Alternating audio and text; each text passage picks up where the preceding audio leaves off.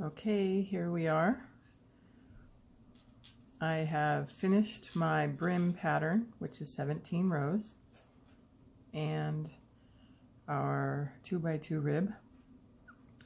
It's okay if it's curly. It does that sometimes. When you wash or block it out, it'll straighten itself up. So that is my pattern. Turned out pretty cool. You see it there. So what we're looking at is the 2x2 that we started with.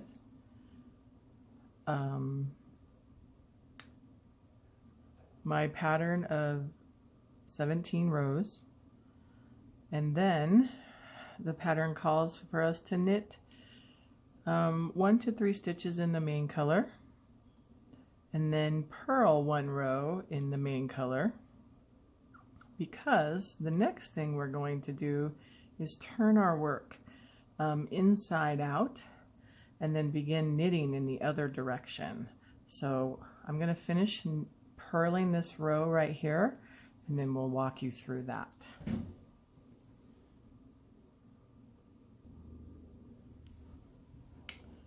All right, so here's my last purl stitch.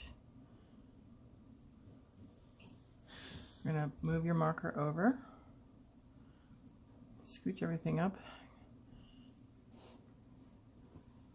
and don't be nervous. So we're just going to flip everything so it's inside out. So now your work is going to be facing you. The wrong side is going to be facing you. I know it feels really uncomfortable, but it's okay. I promise.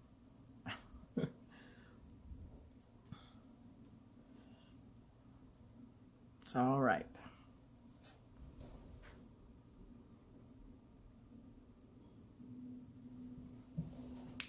All right. So now that we have turned our work inside out, go ahead and leave your stitch marker, on your left hand needle.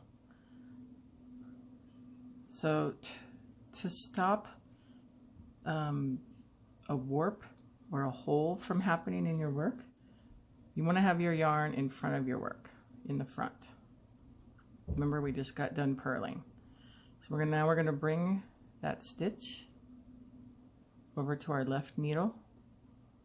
We're going to bring our yarn to the back, and then we're going to put it back onto our needle, our right hand needle.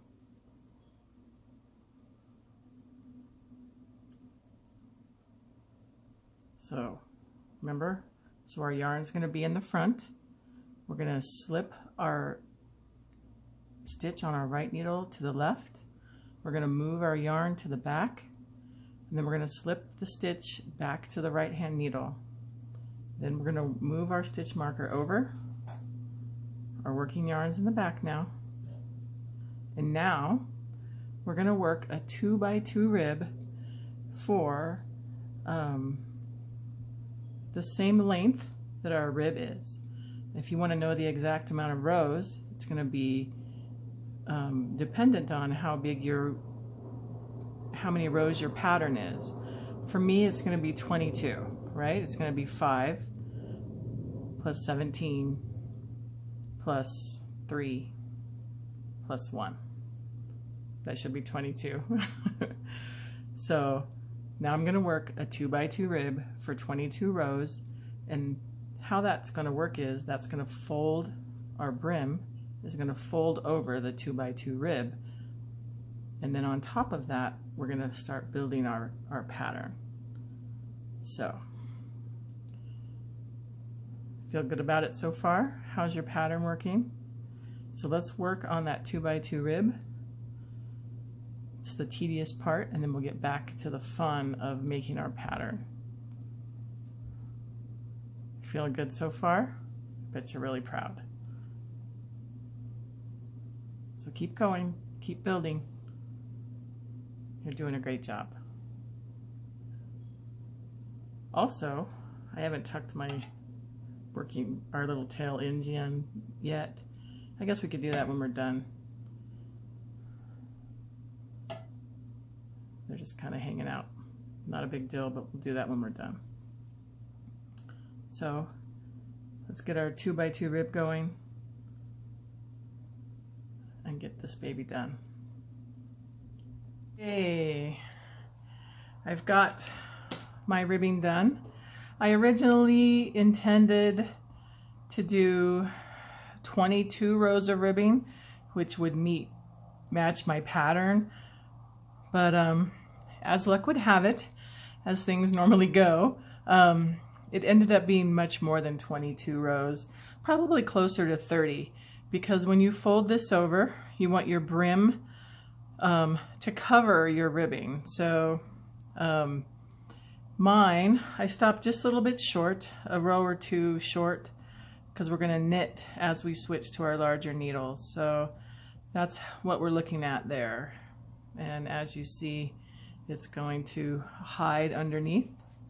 Another thing I could have done, which you can do as well, is if you have some extra yarn laying around, or just for some cool variation, you can use a different color yarn, or maybe even make a pattern in your ribbing. So it'll look kind of cool. So when you look on the inside of your brim, I could have, like, say for instance, used a red in here. So I could have gone up 3 or 4 rows of my 2x2 rib in my main color, which is the black, and then switched to another color, for instance, one of my reds, made that for a while, or maybe even intermittently interchanged different colors in there, whatever makes you happy, just to use up some of your other yarn, so you can use it kind of evenly, and then switch back to your main color, you know, 3 or 4 rows before you get to the end of your ribbing again. So just some other options to keep things looking lively. So we're at the point now where we're going to switch to your larger needles. I never really talked about that before, but for me, I opted to go with the 3.0 and the 3.5 size needles. I don't know, it just seems to work out a little bit better for me. I'm not an exceptionally tight knitter, but I just figured I'd play it safe. Not a really loose knitter either. But again, whatever works for you. The other option is the 2.5 and the 3.25 millimeter needle combination. So again, I am a big fan of the 16-inch. If you want to be more traditional, you can use the DPNs. I don't know, I just like these better, but whatever makes you happy. So now we're going to start switching over to our large needles. So just like always, we're just going to keep on knitting. We're just going to knit right onto the big needles. So just like it ain't no thing. Just knit, knit, knit right on to your larger size needle.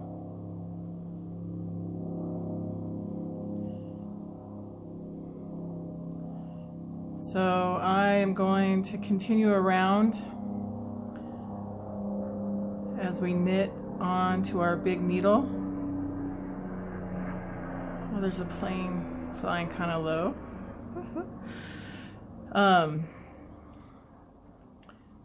In the meantime, while you did your ribbing, you had plenty of time to think about what patterns you're going to be using for your, unless you've already patterned it out, of course. I like to plot everything ahead, so mine is all plotted out ahead of time. So I'm going to use a small pattern, and then I have one huge pattern that I'm going to use. I'm going to repeat 3 times, and then I'll use a small pattern again, and that should be it for this particular hat. I think I'm just going to settle with the 2 colors, maybe a highlight with that Serrano red, this bright red here and there, but that's going to be it for me. Kind of non-traditional, but I have a theme I'm sticking with. So that's it for now. I'm going to knit 1 or 2 rows. Once I get onto the main needles in the main color, and then I'm going to commence to the main pattern. And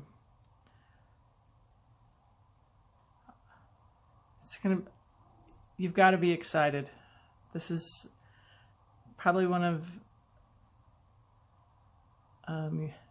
your biggest accomplishments, I would imagine. I mean, it looks really hard, but once you do one the first time,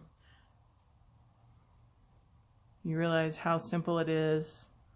You can just, I don't know, let your friends think it's really hard. Keep the secret to yourself. But so keep at it, and switch to your big needles. Once you get a round or 2 on your larger needles, just morph right into your small pattern. You don't need to flip anything back, because remember, as you wear your hat, your brim is going to flip up. So now we're looking at the outside of the hat. So that's it. That's it. I'll probably make a part 3. I'll totally make a part 3 when we get closer towards finishing, because we're going to need to work on our decrease for the top and the tassel. So you'll need to think about that, to tassel or not to tassel.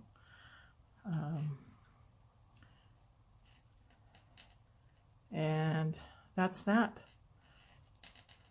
I think this is the hardest part, this beginning little bit. And look, that was cake. You totally got this in the bag. So pat yourself on the back, pick out your small pattern, knock it out of the park, switch to your big pattern, and be so proud of yourself. And just keep knitting 1 stitch at a time. Take your time, and before you know it, you'll have your first cap done, and you're probably already planning your next one, I bet. I bet that you are. All right, see you soon. Keep going. Remember, take it easy, 1 stitch at a time. There's nothing that you can't do again. I'm so proud of you. Keep it up. Bye.